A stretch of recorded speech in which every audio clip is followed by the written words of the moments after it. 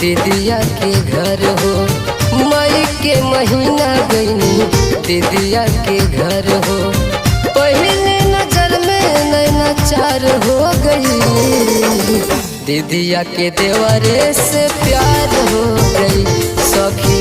दीदिया के देवरे से प्यार हो गई।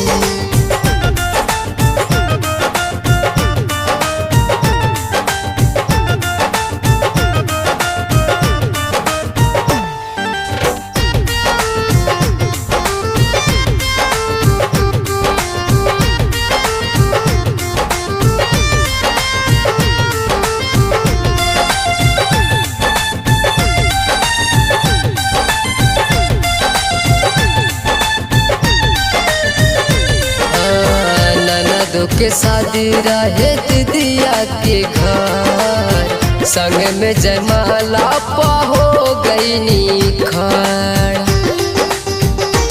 ओ ननदों के शादी रहे दीदिया के घर। संग में जयमाला पा हो गई निखर।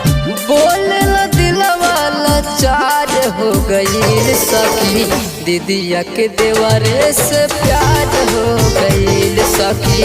दीदिया के देवरे से प्यार हो गई।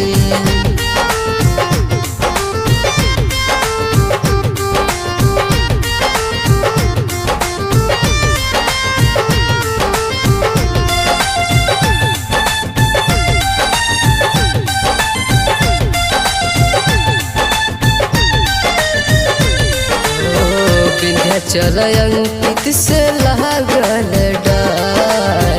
आवते आवत में दिहाले नंबर।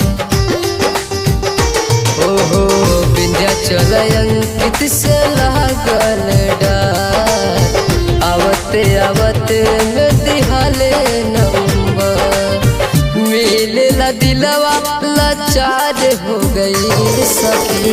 दीदिया के देवरे से प्यार हो गई सखी। पहले नजर में तो प्यार हो